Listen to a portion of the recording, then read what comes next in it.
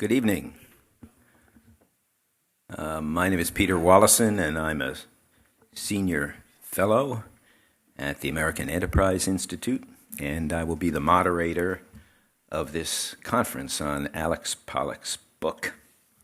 You are in for a rare treat this evening because Alex Pollock is a rare fellow, a born philosopher who studied and practiced finance for a lifetime. Originally a banker, seemingly the most mundane of financial activities, he found philosophy in finance. In his long career, he rode out and learned from several financial downturns, became the president and CEO of a financial regulator, the Federal Home Loan Bank of Chicago, developed an innovative plan to turn the home loan banks into competitors for Fannie Mae and Freddie Mac, and then, happily for us, turned back to philosophy and scholarship as a senior fellow at AEI and now as a distinguished senior fellow at the R Street Institute. In addition to all this, he is an excellent writer with a dry and ready wit, a gift for aphorisms, and famous for obscure quotes, some of which are his, and rules for life. I don't want to say that this new book is the culmination of his remarkable career, because he has so much more from his financial experience and philosopher's mind to teach us. But in this volume, he distills one thing that his long career has taught him: eschew confidence, that you know what's happening or will happen in the financial markets. You don't, and neither does he or anybody else. This is because the financial markets are recursive. The participants respond to what they expect others to do, and those others respond to the responses in an endless cycle that cannot be modeled.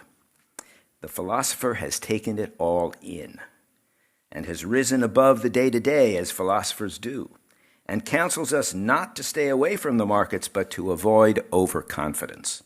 If you think the trend is your friend, it won't be for long. In reality, Alex's book is a very persuasive argument for free markets. That is not the book's purpose, of course, but if no one knows or can ever know what the recursive markets will do, it is folly for the government to channel the market's activity in any direction. Alex gives a beautiful example of this in his book. After the collapse of the S&L industry in the 1980s, the sages of the regulatory community, having learned the lessons of the 1980s, decided that in the future they should encourage mortgage securitization, mark-to-market accounting, and risk-based capital. All three were major contributors to the next financial crisis in 2008. If we must have financial regulation, it would be better for the regulators to let the market participants decide their own directions.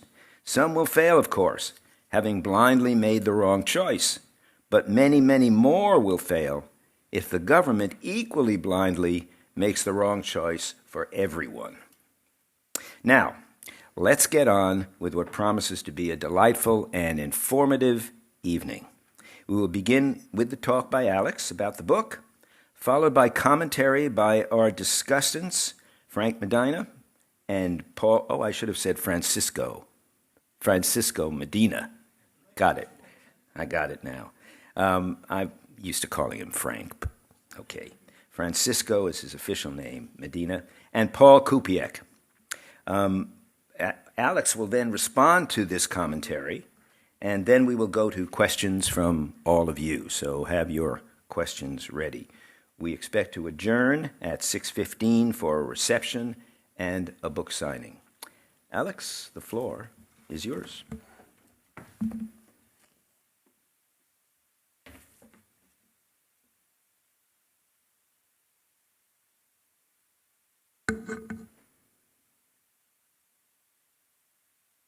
Thank you very much, Peter. Thanks to AEI for hosting this event. Thanks to my publisher, Paul Dry, who is here. Paul, thank you. And thanks to you all for being here this evening. This book explores what I think is the fascinating nature of financial reality.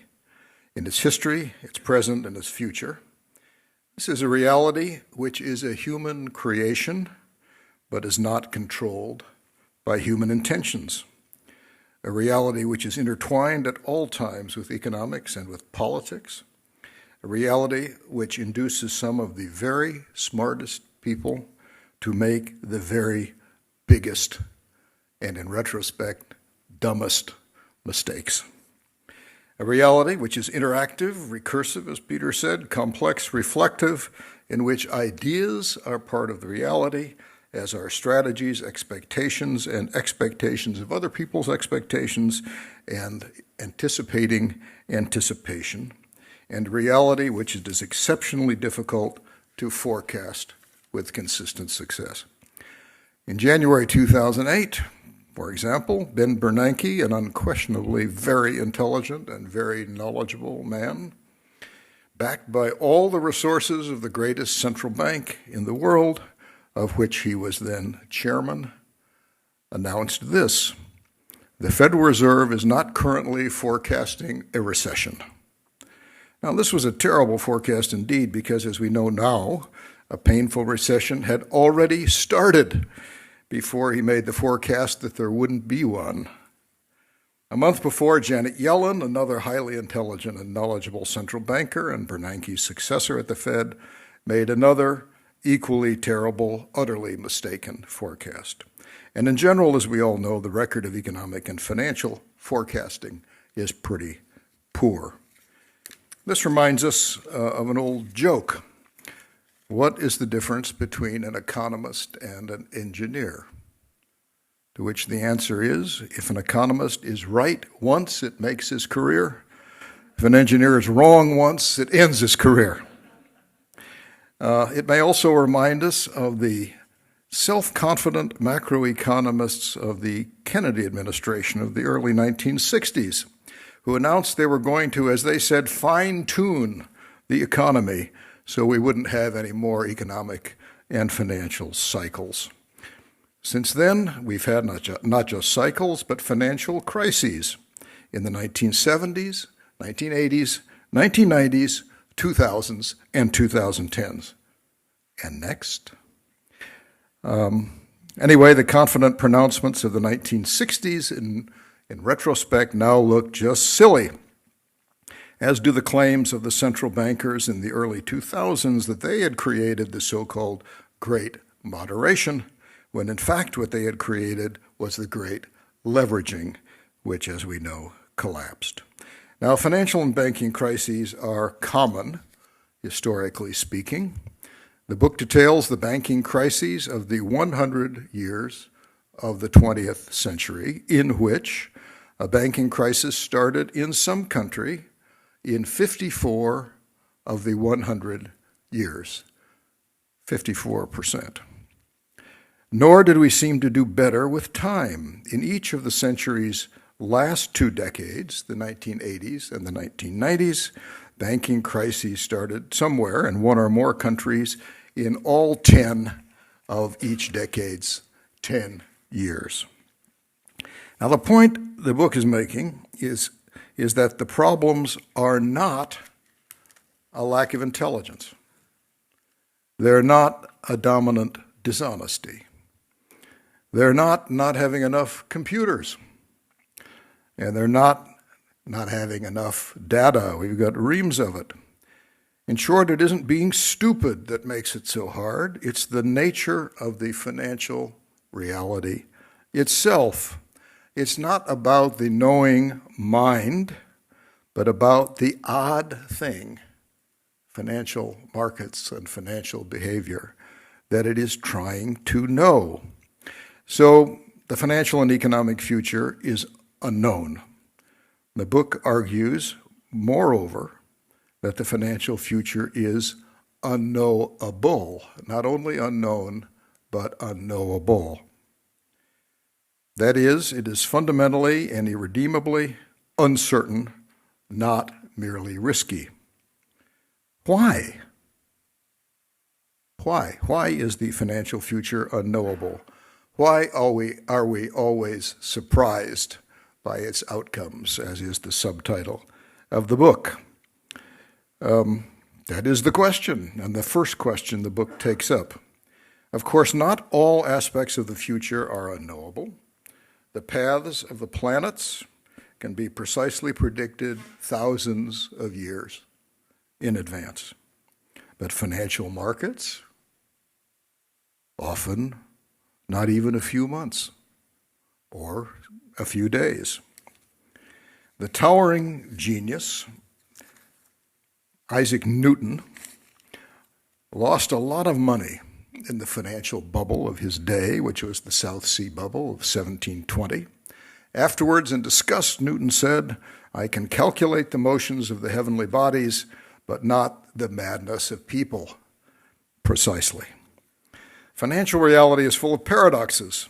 Ideas about the financial future and expectations about it become part of that very future and change it, just as Peter said. Believing financial things are impossible makes them possible, or even likely. Believing, for example, that house prices can't go down makes them go down. Believing they can't go down very much makes them go down a lot. Believing financial things are safe makes them dangerous. The more you think something is a mere so-called tail risk and remote, the more probable it becomes. Or in the famous formulation of Hyman Minsky, stability creates instability. Or the great line of John Maynard Keynes, the market can remain irrational longer than you can remain solvent. That one's very true. Now, thinking of the unending interaction subject to fundamental uncertainty that financial reality represents leads to an extremely important conclusion. Everyone is part of the uncertain interactions. No one is above and outside the interactions, looking down on them with celestial perspective. Regulators and central bankers in particular are not above the arena of financial interactions, sitting in the emperor's box to give thumbs up or thumbs down. There is no emperor's box. Everyone is in the arena. There is no special knowledge of the financial future given to central bankers or regulators, let alone politicians, or to anybody else. There are no philosopher kings, and none are possible. The brilliant, witty, and arrogant Keynes, whom I quoted a moment ago, was a marvelous writer. In a 1930 essay, he had this to say: "Economics should be a matter for specialists like dentistry." If economists could manage to get themselves thought of as humble, competent people on a level with dentists, that would be splendid. The irony and condescension of the intellectual elitist Keynes, who, while superlatively competent, was assuredly the opposite of humble, is apparent. With a passage of almost 9 decades since he wrote that, the irony has deliciously reversed itself. For modern dentistry is based on real science and has made huge advances in scientific knowledge, applied technology, and practice to the great benefit of mankind.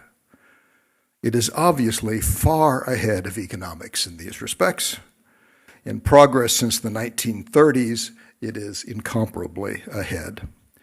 Unfortunately, economics will never be able to rise to the scientific level of dentistry, and central banking will never be able to rise to the scientific level of dentistry. In my opinion, that doesn't make finance and economics less interesting, but more interesting. And I hope this makes the book more interesting for you. Let me switch gears. The book takes up what I call the wonderful trend and the troublesome cycle. The wonderful very long trend is that of greater and greater economic and living standards for ordinary people like you and me. This trend is created by the enterprising economy, that's the best name for it, although it's also called competitive markets or capitalism. It is, if you reflect on it, a truly amazing trend. We all enjoy this long-term trend of the last 200 years about the growth has lifted the material standard of living and the quality of life for us ordinary people to levels of comfort and a lack of toil unimaginable in past ages. It has indeed transformed the world.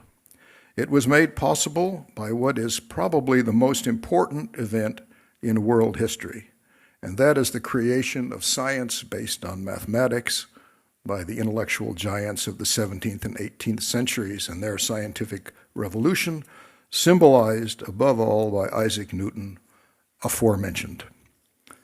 Just think about the ensuing acceleration in the discovery and accumulation of knowledge, then applied to technical invention and then to commercial innovations in entrepreneurial enterprise for risk-taking and uncertainty-bearing entrepreneurs are essential to this most remarkable history. Over the last 2 centuries, the great waves of discovery and technical advance are astonishing to contemplate. I mention, in approximate chronological order, steam power, canals, textile manufacturing, iron, railroads, steel, steamships, the telegraph, the telephone, chemicals, electricity, internal combustion, wireless communication, aviation, pharmaceuticals, petrochemicals, television, computers, artificial satellites, microelectronics, the internet, genetics, robotics, artificial intelligence, and much else. Thanks to all this, we are now, the ordinary people in this room and everybody else, are 8 times better off than were the Americans in my grandfather's youth at the beginning of the 20th century. And this is in spite of all the wars, all the crises, all the recessions, a Great Depression, all the political foul-ups that have happened 8 times better off. Since 1900, we have had an average annual real growth rate per capita in GDP, that is GDP per person, of 1.9%, or rounding 2%. This is the amazing 2%. If you can grow per capita at 2% over long periods of time, like 200 years or 100 years, the results are truly amazing. Now, the philosophical importance of this transformation in the human condition, which is ongoing, cannot be overstated. Without it, human life, as it has come to be, cannot be understood. Thomas Hobbes famously described, as you know, the human condition in the state of nature as solitary, poor, nasty, brutish, and short. For most people in past ages, it was most certainly very poor, often very nasty and brutish, and on average, very short. Relative to almost all the past now, life for ordinary citizens of economically developed societies is rich, comfortable, educated, and long. I come again to John Maynard Keynes, who, writing in the midst of economic depression and widespread despair in 1930, made a courageous and remarkably very good long-term forecast. I would predict the standard of life in progressive countries 100 years hence, he wrote, will be between 4 and 8 times as high as it is today. A great call. The real per capita GDP of the U.S. in 2017 was already over 6 times what it was in 1930 safely in Keynes' remarkable and excellent forecast. And that is the magic 2% real per capita growth in progress. But here is a question. Is it possible to have the wonderful trend without the cycles of booms and busts? The book takes up this question and speculates that the answer is no. If you want the innovation and risk-taking that creates the growth, you will automatically get, it suggests, the cycles and the booms and the busts. This is because sustained growth depends on entrepreneurship, and entrepreneurship always creates fundamental uncertainty, and uncertainty creates cycles. Thus, uncertainty, according to the way I'm thinking about it and suggest to you, is at the center. Uncertainty is at the center of both the great long-term growth and of cycles of booms, busts, and crises. Joseph Schumpeter put it nicely when he wrote, "The capitalist process progressively raises the standard of life of the masses." That's old-fashioned language, isn't it? I like ordinary people.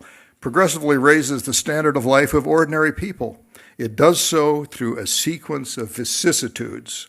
Schumpeter again, economic progress in capitalist society means turmoil. So here's the question. Can you have the trend without the vicissitudes and the turmoil? I don't think you can, and you may want to ponder whether that suggestion is right. Now, the book, as Peter mentions, also takes up the question of faith versus skepticism. In particular, how much faith can you put in governments, and how much faith should you put in governments?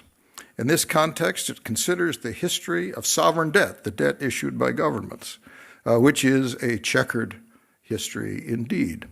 There have been about 250 defaults on sovereign debt in the last 200 years. You'll quickly do the math and say, on average, that's more than one a year, and you'd be right. As one financial historian of government debt wrote, the history of government loans is really a history of government defaults. But surely that doesn't include any default by the government of the United States. Oh, yes, it does. The book will take you through the overt default on its gold bonds by the United States in 1933. The ensuing legal disputes got to the Supreme Court, which, in upholding the government 5-4, agreed that it was a default, but ruled that the sovereign could default if it wanted to. So in financial terms, what does it mean to be a sovereign? We learn what it is in this wonderful story, which is quoted in the book's chapter on national governments and debt. In ancient times, Dionysius, the tyrant of Syracuse, borrowed from his subjects. When time came to repay, he couldn't. Instead, he issued a decree to the effect that all the silver coins in circulation had to be turned over to the government.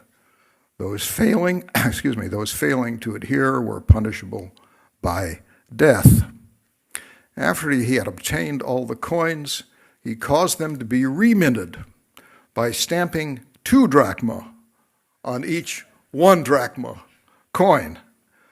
With the money thus created or devalued or debased, he repaid all his outstanding indebtedness. The author goes on, one may rightly claim for the tyrant of Syracuse the epithet of father of currency devaluation, or we could say father of modern central banking. Speaking of central banking, the book also takes up the topic of the most dangerous financial institution in the world. Tonight, I will say only that is, as some of you will not be surprised to hear, the Federal Reserve, which gets its own chapter and certainly warrants it, just as it has fully earned its title as the most dangerous financial institution in the world. The book also reflects on several intriguing questions, at least they seem highly intriguing to me, of what is money, what is a price? In particular, what is the price of a financial asset? And how much can the price of a financial asset change? And the answer is more than you think. What is risk? What is uncertainty? And of course, how often even the most capable, best informed, and powerful are nonetheless surprised by financial events. I mentioned earlier how relative to the famous line of Hobbes, life is now on average long.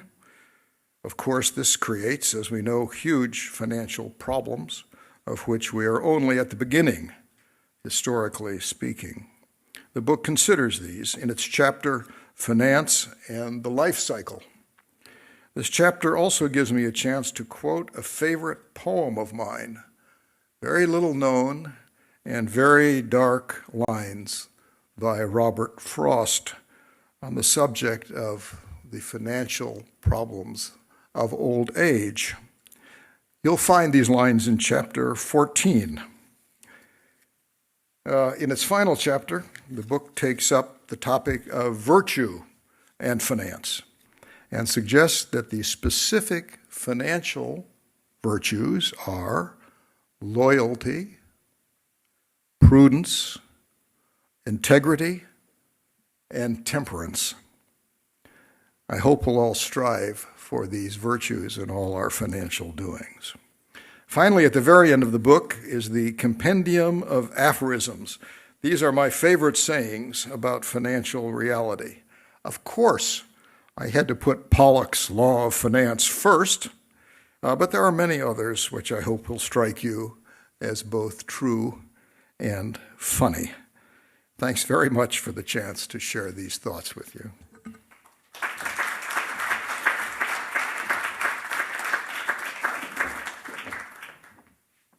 Take the time to introduce the discussants now. Francisco Medina will be the first, and he will be followed by Paul Kupiec. Why don't you guys come up and take your seats at the podium? Frank is particularly well qualified for his role tonight because of his deep background in financial policy and regulation at the federal level. Frank is a graduate of Brown University with a degree in political science and a law degree from the University of Chicago. He was a litigator in private sector, and in public service, he's held senior positions at the SEC, the House Financial Services Committee, and he's currently at the Federal Housing Finance Agency. Paul is a resident scholar here at AEI. He has held senior positions at many financial institutions, including J.P. Morgan Chase, the Federal Reserve Board, the International Monetary Fund, and the FDIC. He was chairman of the research task force of the Basel Committee on Banking Supervision and is on the editorial boards of several distinguished economic journals. He holds a PhD in economics from the University of Pennsylvania and a Bachelor of Science degree in economics from George Washington University. So, Francisco, would you start off? Sure. Thank you, Peter, for that kind introduction. Let me just start by saying how much I love this book. And in order for you to understand my deep love of this book, I need to give you a bit of background about me. About 11 years ago, I started with the House Financial Services Committee. I was very excited to be participating in financial regulation and financial matters. There was just one small problem. I had absolutely no idea what I was doing. Not to worry, I was quickly introduced to Alex Pollock, and I've known Alex Pollock for the past 11 years. In those 11 years, Alex has been a mentor, a teacher, a guide to me. And the reason that I love this book is that this book, in so many different ways, takes all of the conversations we've had over the past 11 years and distills them down, crystallizes them, makes them into this beautiful gem. It's the portable Pollock. If you do not have the opportunity to call Alex up on the phone, if you can't have lunch with Alex, just put this book in your pocket. As a matter of fact, I could say that rather than listen to me speak for 10 minutes about this book, you should just go buy it right now and read it. But maybe we can give a bit more context about why I find this book so brilliant. The first comes from Mark Twain in his autobiography, where he gives his criteria for what makes a good book. Twain wrote, "I like the exact word and clarity of statement, and here and there a touch of good grammar for picturesqueness." Well, Alex is a careful stylist, a master of grace, a master of wit, and his grammar's pretty good. On another note, Alexander Gerschenkron, who was a Harvard economist, no offense, of wide learning, wrote an essay in 1978 titled On Reading Books, A Barbarian's Cogitation. And I really identify with the barbarian part of that.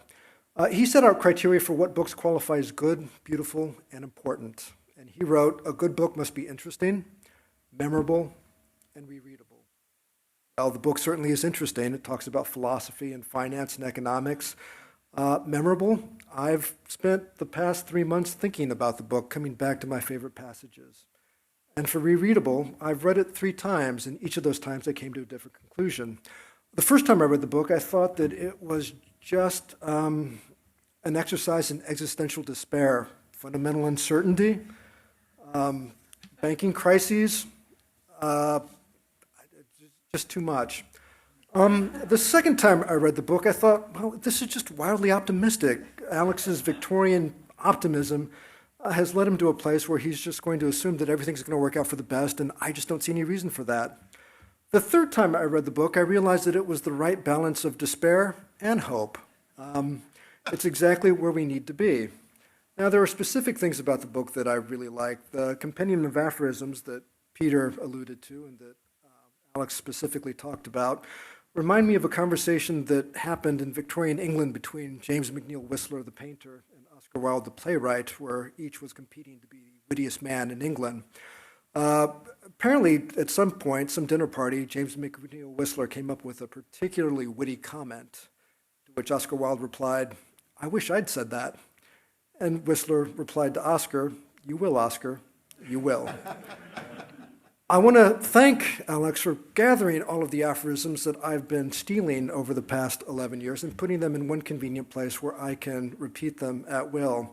I've never actually claimed credit, but when people assumed that I was the one that had said these witty things, I never disabused them of the notion. Now, to talk about specific topics in the book. The book begins by talking about uncertainty, and in reading the chapter on uncertainty, I was reminded of a favorite passage from Ecclesiastes, and I'm surprised that Alex didn't put this in the book because Alex has quoted the passage to me verbatim without having to look at the Bible. I don't have that photographic recall, so I will read you the passage. "I returned and saw under the sun that the race is not to the swift, nor the battle to the strong, neither yet bread to the wise, nor yet riches to men of understanding, nor yet favor to men of skill, but time and chance happeneth to them all." Because it's Alex, I know he would quote the King James Version, which I just did. To me, that just captures what Alex is trying to get at when he talks about knighting uncertainty, the idea that the future is unknowable, that we can't predict what's going to happen. And in reading the book, I thought there's a great deal of merit to that in talking about economics and talking about finance. The future is not predictable with certainty. But I wonder whether Alex oversold the point. And I wonder that because whenever I think of that passage from Ecclesiastes, I also think of the Runyon conjecture. To those of you who don't know, Damon Runyon was a short story writer and newspaper columnist. He's probably best known for having set the short story that became Guys and Dolls. Runyon's conjecture goes like this: the race is not always to the swift, nor the battle to the strong, but that's the way to bet. I think the problem I have with this idea of fundamental uncertainty, and I think there's a great deal of merit to the idea, nothing else brings a certain sort of modesty in thinking about the future and thinking about plans. It doesn't really leave you, if you take it too seriously, if the future's unknowable, it leaves you unwilling or unable to do anything. It induces a sort of paralysis. And I think Alex would probably agree with me that that's probably not what he meant, that the future is fundamentally uncertain. Yes, it is fundamentally uncertain. We can't predict what's going to happen 6 months from now. We can't predict what's going to happen in a year, let alone 10 years or 100 years when it comes to finance and economics. But we can make pretty good guesses about general trends. And I think that you can see that when, and it's one of my favorite chapters in the book, Alex points out that there's a banking crisis going on somewhere, usually. Well, I think that's true, and I think that if you can point out that there is a banking crisis going on somewhere, usually, then that's a kind of prediction that happens to disprove the idea that things are fundamentally uncertain. But it's an important point that there is a kind of uncertainty at place, and if nothing else, it should induce a certain amount of modesty and reluctance on the part of regulators and central planners to assume that they can do more than they can and they know more than they do. The next chapter that I find absolutely fascinating is on the impossibility of banking. This is chapter 7. Alex calls it the government's dilemma, and this is Alex's observation. And I swear this sentence alone is worth the price of the book. I feel bad in giving you the sentence because I worry that if I give you the sentence, you won't buy the book, but you should buy the book. The observation is this: financial systems all involved an uncomfortable and indeed a self-contradictory combination arising from the public's deep desire to have deposits that are riskless, but to fund businesses which are inherently risky. This is the essence of banking. This is what makes it interesting. This is what makes it unstable. The only thing that I would add to Alex's observation is that, yes, it's not only uncomfortable, it's not only self-contradictory, it's inescapable. If you want finance to work, this is exactly what you need. And in thinking about this, it's not, there is a bit of philosophy here. This is the philosopher's stone. This is the alchemy, the magic, the confidence that drives the economy.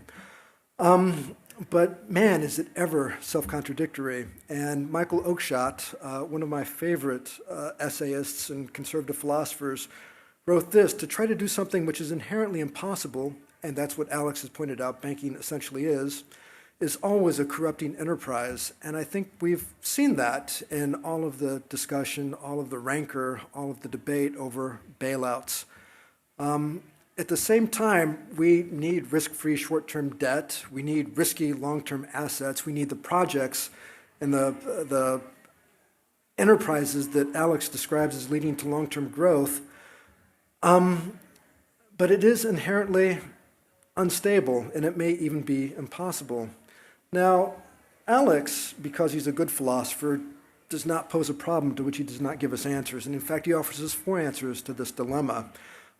These are my words, not Alex's. Alex's are far more eloquent, which is a reason for you to go back to the book. But the 4 answers are these. There are official assurances on the part of the government.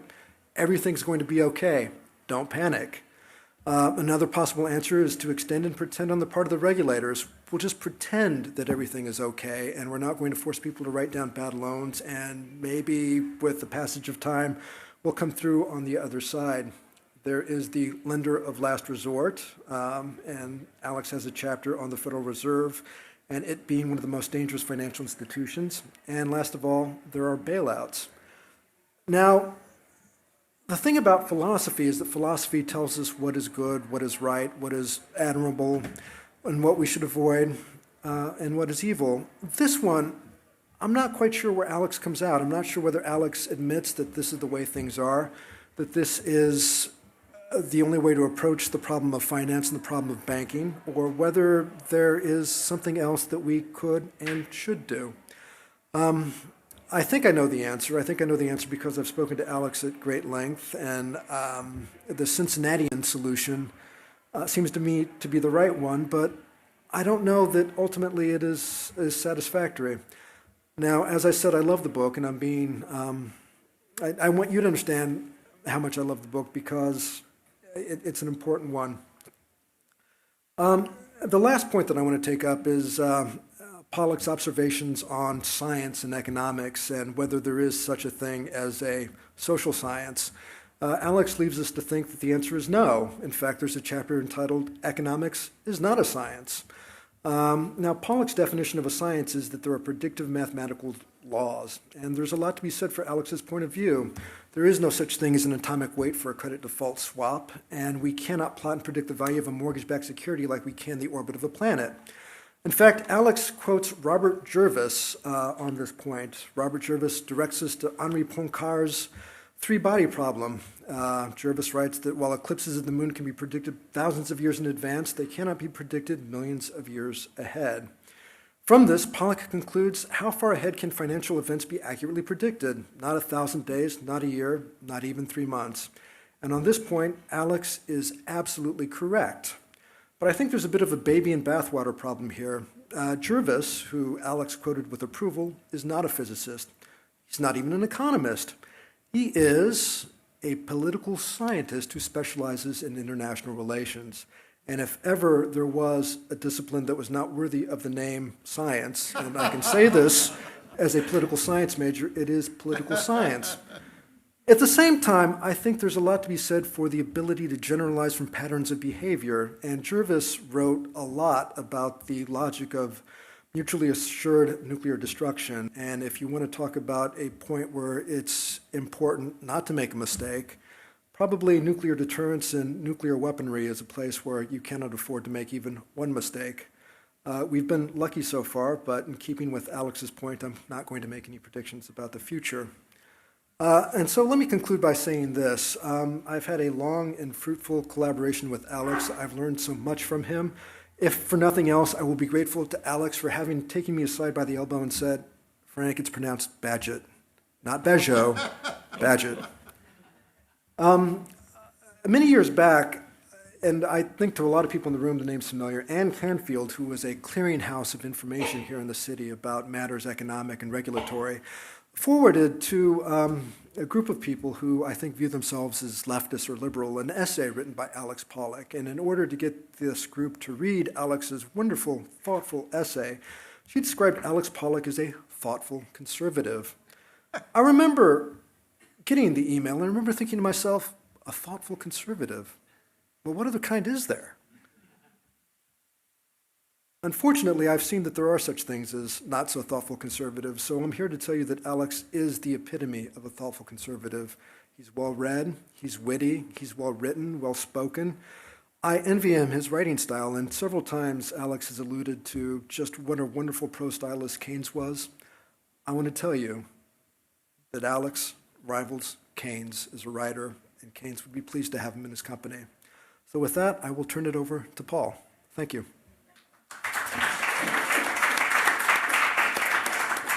Thanks, Francisco. I agree completely with your assessment of the book. No surprise there.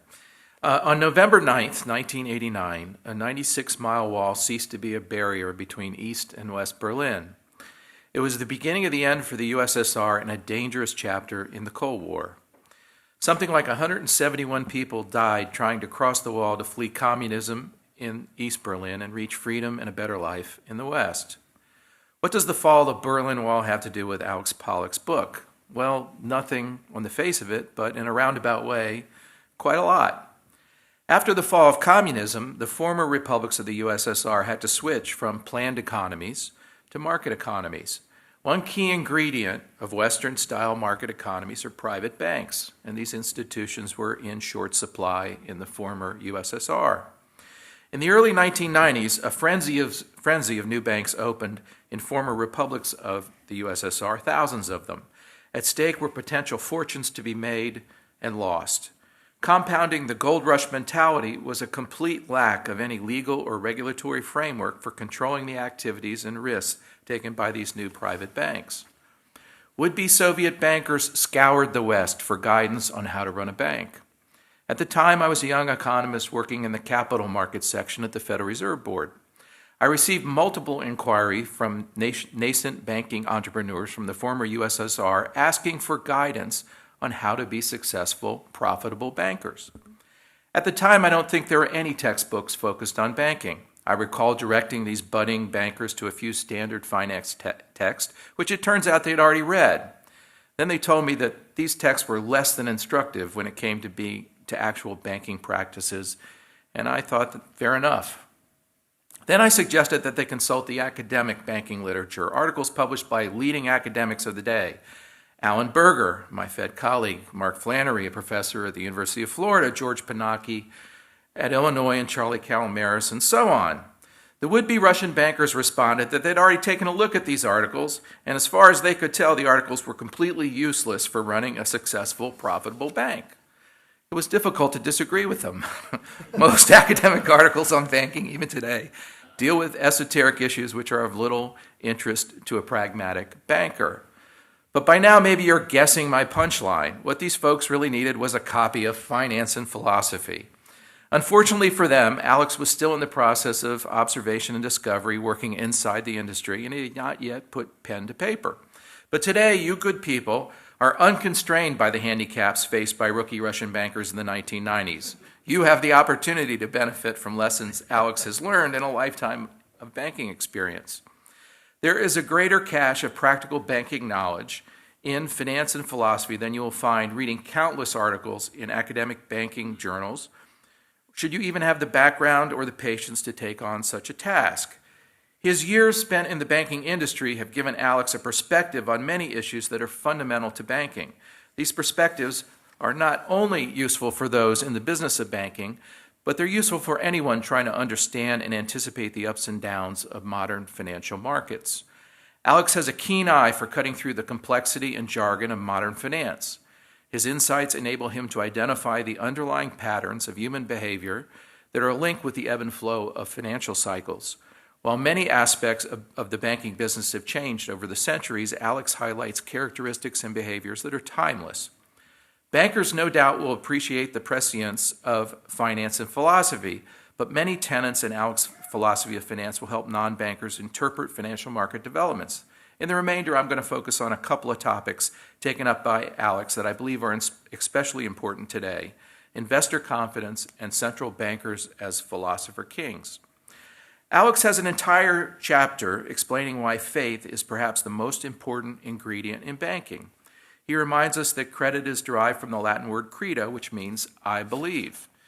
If a bank's depositors lose faith in the solvency or liquidity of their bank, they no longer believe. They will run and withdraw their funds. Should many depositors lose faith simultaneously, the bank will fail in the face of a bank run. Similarly, financial markets only function efficiently when investors have confidence that markets will continue to function fairly and transparently, and that the instruments traded in the market will fulfill the terms of their respective contracts. Confidence comes from a Latin word meaning faith. Job one of every government financial regulator is to promote investor confidence by regulation, by examination, by proclamation, by any means necessary or possible. A second tenet of modern banking is the belief in the sanctity of central bank independence. Although popes issued coins at least as far back as Pope Adrian I around 780 AD, by sanctity I'm not referring to holy money, but to the belief that it is essential that the Federal Reserve and other modern central banks be independent of political influence. To paraphrase Alex, the philosophy behind the Federal Reserve goes back to the rule of philosopher kings from Plato's Republic. Financial philosopher kings, aka central banks, are the best avenue to prosperity because they allow the most knowledgeable to optimally manage finance, growth, and to control risk. Modern central banks have promoted the idea that independence is a critical ingredient for achieving the economic benefits that can only be released by empowering financial philosopher kings. The beneficial effects of central banks will be squandered unless investors have complete confidence that central banks will be allowed to exercise their powers independent of political influence. Without independence, central bankers' ability to control the pace of money, credit, and financial activity will be severely hamstrung. The claim is in the news almost daily today, but it's not new. In 1950, the outbreak of the Korean War ignited inflation. Wholesale commodity prices skyrocketed 16% in the first 9 months of the conflict. The Federal Reserve wanted to raise rates to battle inflation, but it was constrained by a World War II agreement with the U.S. Treasury. The Fed had agreed to peg the long-run rates to facilitate war bond issuance. After a heated confrontation with Truman's administration in March 1951, the Fed gained its so-called independence. The Fed Treasury Accord gave the Fed the power to vary interest rates to promote economic stability unencumbered by the debt management policies of the U.S. Treasury. As it turned out, inflation peaked in March 1951, the month of the Fed Treasury Accord, and price pressures declined throughout the early 1950s. At the time, Federal Reserve officials argued that the Accord, aka central bank independence, played a major role in curbing inflationary pressures. But a Senate Committee on Banking and Currency issued a report in 1958 that roundly disputed this claim. The Senate report concludes, the extent to which the Accord was of strategic importance in weakening inflationary pressures after March 1951 is a debatable question. Many attribute the decline in inflationary pressures to the cessation of abnormally heavy forward buying by businesses and consumers when anticipated war shortages did not develop. As you may remember, during World War II, there was rationing of all kinds of goods. And basically businesses and consumers were fearful that was going to reoccur when the Korean War broke out in 1950 and 1951. And they tried to buy up to prevent shortages from affecting them. The Senate report goes on to grade the Fed on its 1950 performance under the Accord and concludes, if the inadequacies of the Federal Reserve in 1955 may justifiably be said to have encouraged subsequent inflationary developments, the miscalculation in the summer and fall of 1957 may be said to have contributed to the sharpest business decline in the post-war period. They didn't get a very good report card from the Senate.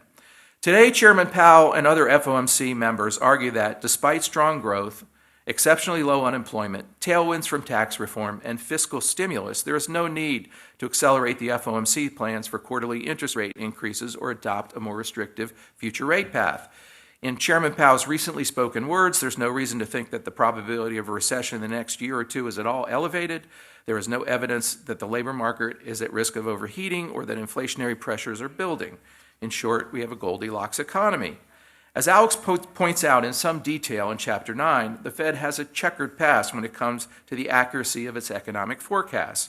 The Fed was wrong about the true economic outlook in 2008 when they forecast continued moderate growth, and indeed they missed their forecasts and targets for most of the past decade. The Fed's prescience regarding financial stability is equally suspect. In June of 2008, I attended a conference sponsored by the Federal Reserve Bank of Atlanta. A very senior Federal Reserve Board official, an economist, gave a presentation where he analyzed the hypersonic rate of growth of large bank derivative portfolios, including those related to mortgage-backed securities. In his presentation, he concluded that the growth in derivatives was not worrisome. Indeed, he said it was welcome because banks were using these derivatives to offset their risk. To some, the economist's analysis may have seemed brilliant at the time, but back to Alex's book, it was anything but right. It's easy to be brilliant, it's harder to be right. History shows that the Fed and its officials face few consequences when they are wrong, and today that economist is the director of bank supervision at the Federal Reserve Board. He is in charge of the enhanced supervision of our largest financial institutions under the Dodd-Frank Act.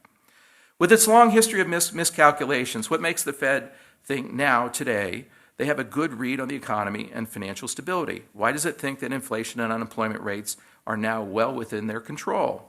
According to Chairman Powell, the secret Federal Reserve ingredient is investor confidence, which, in the Fed's view, is inextricably linked to the Fed's independence. The Fed believes that today, investors' long-run inflationary expectations are securely anchored around the Fed's 2% target inflation rate, whereas in the past, FOMCs had yet to persuade market investors that the Fed could achieve its goals. Last Monday, former Fed Chair Yellen stressed the importance of Fed independence when discussing the economic outlook and responding to questions about President Trump's recent criticism of the Fed's rate hikes. She said, "It is not a desirable thing for a president to comment so explicitly on Fed policy, to politicize it," meaning the Fed, "and to undermine something, Fed independence, that is essentially damaging to the Fed and to financial stability." Is the Fed likely to be successful this time? Because investors have confidence that the Fed can achieve its targets. Will this confidence be undermined by criticism from the administration? Alex addresses this important issue in Chapter 11, where he notes that governments and central bankers work overtime trying to generate market confidence. How much governments and central banks value investor confidence, however much governments and central banks value investor confidence, Alex concludes that skepticism, not confidence, is the key financial virtue. If you read finance and philosophy, it is difficult to imagine that you will not be rewarded with a healthy and historical grounded sense of skepticism. You will learn that loans that cannot be repaid won't be repaid, that stability creates instability, that riskless government bonds can default and frequently do default, and it's easier to be brilliant than right. If you are interested in banking and finance, I am confident that even the most skeptical of you will want a copy of Philosophy and Finance for your library. Thank you very much.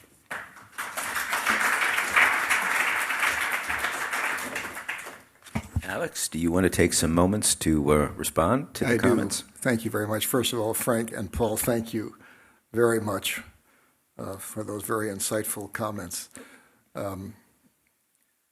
Frank mentioned as the boom is turning to bust each time, the first strategy of the government is to issue assurances. Everything's going to be all right. The subprime, famous one is the subprime mortgage problem is contained. It won't affect the wider economy. Now, a question we could ask ourselves in this respect is when officers of the government issue such assurances for you to be confident, does that make you more confident or does that make you less confident? Jean-Claude Juncker, during the European sovereign debt crisis, which followed our mortgage crisis, said, when it becomes serious, you have to lie from the point of view of government. Now think about that. And he's a very smart man. When it becomes serious, you have to lie. Why does this happen? Because the officials are afraid if they tell the truth about what they really think, they will cause the very thing to happen that they fear. So they're highly motivated or tempted, let us say, to say things that aren't the truth. Well, this is a curious conundrum. Frank also asked whether uncertainty should lead us to despair and not to act. That's only if we are the risk-fearing types, not if we're entrepreneurs. The magic of the enterprising economy is that the entrepreneur is not cowed by uncertainty. In fact, having so much confidence in himself, he is unreasonably optimistic. And this unreasonable optimism is what, in fact, drives economic growth and creativity. Now, that unreasonable optimism very often leads to going broke, but it also leads to the glorious advances. Paul mentioned the wonderful saying, it's easier to be brilliant than right. Actually, I like that even better than Pollock's law of finance, that loans which can't be paid won't be paid. That is a saying from an old boss of mine, and I just thought I'd tell you the little story about how I learned it. His name was Edward Bottom, and I call this saying Bottom's principle because one day he was my boss. He called me into his office, asked me to sit down, leaned across his desk, looking at me earnestly, and said, Alex, it's easier to be brilliant than right. And all my experience since then has proven that that's very true and well to remember. On confidence, the book discusses a wonderful cartoon of the times of the most recent U.S. financial crisis around about 2008 or so. And the cartoon shows two Tinkerbell fairies with their wands and everything talking to each other. And the one is saying, if you don't believe in banks, they die. Very, very true. Finally, I'll just mention, since coins came up, we have the book discusses, and it's very interesting, the question of what is money. There were historical periods when very serious and knowledgeable people said money is only gold or silver coinage. Nothing else is really money. Everything else is credit. It's a promise to deliver gold or silver coins. Well, of course, the evolution has taken us away from that. I don't say it's right, but the evolution has taken us away from us. Gold coinage disappeared in this country in the 1930s in something little known, but it should be known in the 1930s under an executive order of President Franklin Roosevelt. The United States confiscated all the gold of its citizens and gave them depreciated paper money in exchange. And if you held on to your gold, it was made a criminal offense for which you would be heavily fined and indeed put into prison. It's quite amazing when you think about it, but it happened in the 30s. In the 1960s, and there's a part of the book that talks about the disappearance of silver coinage in this country in the 1960s, and it draws from an article I wrote which has the name, which amuses me a lot, which is called Coins That Go Clunk, because silver coins ring if you drop them on a table, and the coins we have now go clunk. It tells the history of this, and at the default in the United States in 1968 of refusing to honor its sovereign promise to redeem silver certificate dollar bills for silver. They just said, the way a sovereign can, well, we've decided we're not going to do it, and what are you going to do about it? And the answer is you're not going to do anything about it. And in 1971, of course, there was a rejection by the United States of its solemn commitments under the Bretton Woods agreements to redeem foreign holders of dollars with gold, and that put us into a really fascinating experiment. First time in history, a worldwide purely fiat currency. We think about it as paper, but of course most currency isn't paper, it's accounting entries on somebody's books. Worldwide fiat currency experiment. Was it a good idea? Well, it has advantages, but it also has disadvantages. Under this worldwide fiat currency standard, of which the Fed is the central bank to the world, in fact, but there are other central banks as well, all issuing fiat currency. If you think about it in terms of financial stability, we've had, as I said, financial crises in the 1970s, the 1980s, the 1990s, the 2000s, and the 2010s. Well, every system has pluses and minuses, and you have to try to work your way through them. There is no magic answer, and that's the tragic nature of life, especially financial life. Thank you, Alex. Thank you. Exactly on time. Wonderful. All right, now it is time for your questions, and I just want to note that when you ask a question, would you give us your name and your affiliation, and also don't go on and make a speech, just ask a question. Okay, let's start right here. Oh, do we have someone with a microphone? It's coming. Isaac? Good. He's coming. Right here. Down in front. Raise your hand, Bill, so Isaac can see you. My name is Bill Walton, and my affiliation is that Alex Pollock was my boss 40 years ago at Continental Illinois Bank, where he ran planning, research, and development, and I ran planning. And I remember... And we had a good time. Well, I'm about to tell the story, though. Ed Bottom had the saying, it's easier to be brilliant than to be right, but we developed a corollary to that, which is easier to be right than to be brilliant, but it's easier to be right than to be effective.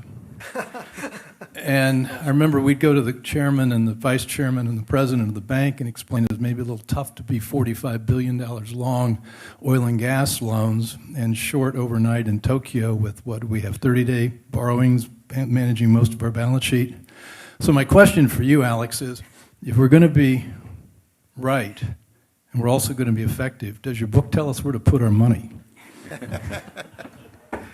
The book asks you to be skeptical about where you're putting your money. Bill is, of course, right, that while it's easier to be brilliant than right, it's easier to be right than effective. And being effective is a matter of politics of one kind or another, and of rhetoric, and of convincing people, and of acting subject to great uncertainty.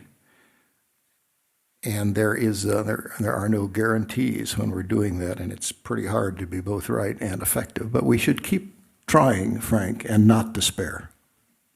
Sometimes it involves lying, doesn't it? Okay, in the back, would you please introduce yourself? Bonnie Wachtel. I'm just a long-standing admirer of Alex Pollock. Alex, I have no problem adjusting myself psychologically to the behavioral-driven cyclical nature of the markets, including the screw-ups by the Fed. That's just all part of the fun. What I have more difficulty adjusting to philosophically, on which you could give me some guidance, is this democracy-driven debacle that we call the federal budget, which creates a backdrop of instability, and I'd say almost irrationality, against the rest of which the drama is played. And I wonder, my own view of this is perhaps, look, we had a good run as America, we're just going in the direction of Europe and Japan, and the animal spirits are going to be taken out of the system. Do you have any better thoughts on that subject? Thanks, Bonnie. Well, it's true by definition that if you spend more than you make, your debt is rising, or you're liquidating your savings, or your debt is rising, and ultimately your debt is rising. And in any game that's dependent on rising debt will last as long as the lenders are lending. And as an old banker once said at a conference about the 1980s crisis, which I attended, the 1980s was the collapse of sovereign lending all over the world, lending to what we then called less developed countries, which defaulted one after another like a lot of dominoes.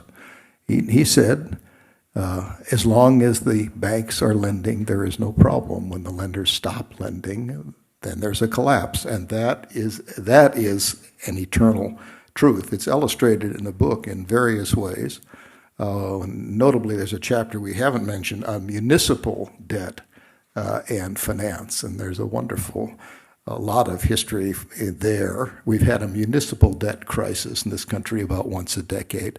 The one of the 70s was the collapse of New York City, when they cooked the books and they spent more than they made and they ran up their debt, and one day the banks stopped lending, and that's the end of the game. And one of the well-known New York intellectuals pleading for a federal bailout of the city of New York said, if New York is not bailed out, it will be a triumph for world communism, which New York was not bailed out in the end, and it wasn't a triumph for world communism. When the lenders stop lending, it's the end of the game. So the question is, when do the lenders stop lending?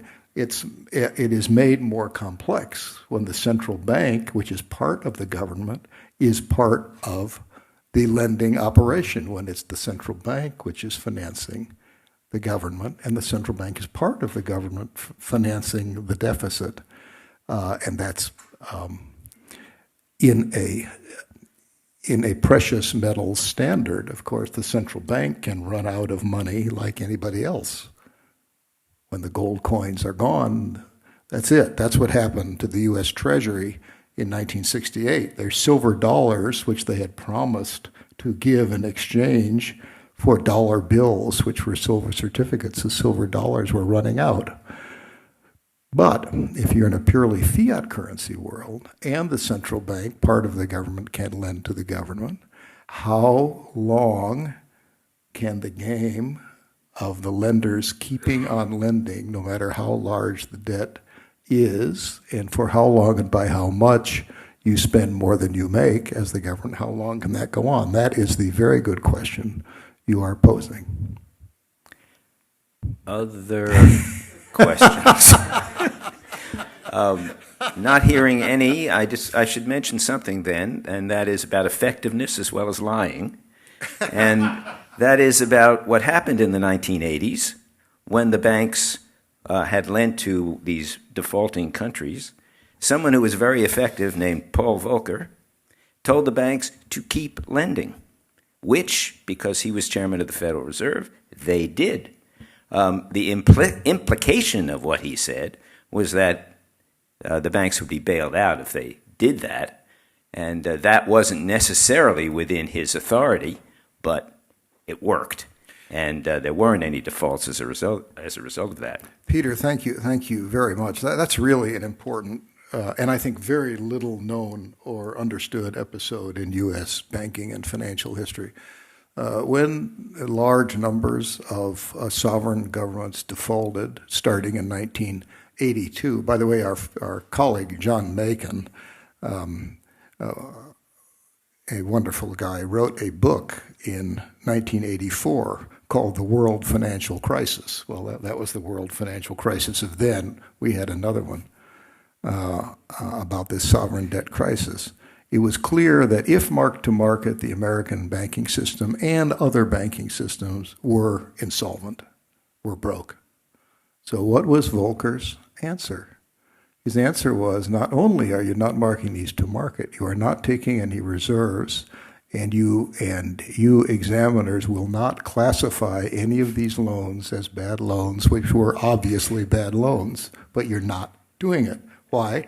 Because I don't want the system to come down. So that was what we call extend and pretend on a global scale at the personal instruction of Paul Volcker, who now considered a saint. It was a high-stakes gamble. And so they postponed the write-offs for 5 years until the late 1980s, until the banking profits could recover enough that they could take the write-offs of the sovereign debt. Now, how did the banking profits recover in the 1980s? They recovered through a massive commercial real estate lending boom, which after they wrote off the sovereign debt, the commercial real estate boom collapsed, and then they wrote off the commercial real estate loans. Well, there are a lot of ironies and paradoxes all around financial reality, as we've been discussing. Let me do a quick advertisement. Next Thursday, we're featuring a book by James Freeman and on Citibank history, and it's got many chapters on Citibank played an important role in this boom in international lending and the bust. And so if you're really interested in that topic, come on back next Thursday, and we'll have James Freeman here to talk about his work. And you and me. And we're here too, yeah. We are. And Vern McKinley also. Vern McKinley. Right. All right. Well, another question. And I think this will be the last. Isaac, right here. Thank you, Leonard Campbell. Just looking at your title, but then also referring back to your Juncker quote, is surprise actually always surprise? That is to say, is there actually the expectation that these busts will happen and actual knowledge, but of course you want to avoid essentially accelerating it, and so you're just extending the narrative that already exists. The other thing is, having spent some time in a regulatory agency, I know that your perspective is not necessarily a popular one. So my question is, how do you get people inside those agencies to be more open to it and perhaps bolster investor confidence by simply explaining to people that the market works the way that it works? Thanks. On the second question, buy a lot of copies of this book and give it to all your friends in the regulatory agency. On the first question, there are general expectations as we expect things to cycle, but how and when they happen and how bad it is very often a big surprise. In one of the opening chapters, I have about 2 pages of quotes from Henry Paulson's very interesting and worthwhile to read book On the Brink, which is basically a diary of his own thoughts and activities during the crisis. And time after time, this man, who was the head of one of the greatest financial firms in the world, Goldman Sachs, who was Secretary of the Treasury of the United States, and therefore at the center of an amazing network of information and ability to get information and international flow, describes how time after time we never thought this would happen. We were completely astonished that would happen. I was appalled. I never dreamed that could happen. And in the end, he finally relates a telephone call he had with Lloyd Blankfein, who was the head of Goldman Sachs, at which Blankfein said, "Hank, it's much worse than we thought."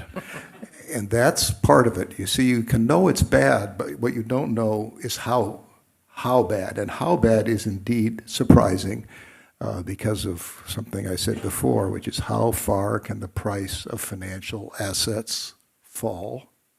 How much can they change, but how much can they fall? And as they fall, how much credit can they destroy? And the answer is they can fall a lot more than you think, and thereby destroy a lot more credit than you think. I think I'm out of time, Peter. Thank you We're so all much. out of time, but we'd love to stay another hour, I think. But it is 6:15. So please don't fight over the books that are available outside. If you leave a note, we'll get you a book. But thank you all for coming, and thank you for a wonderful presentation, Alex, and great comments by Paul and Francisco.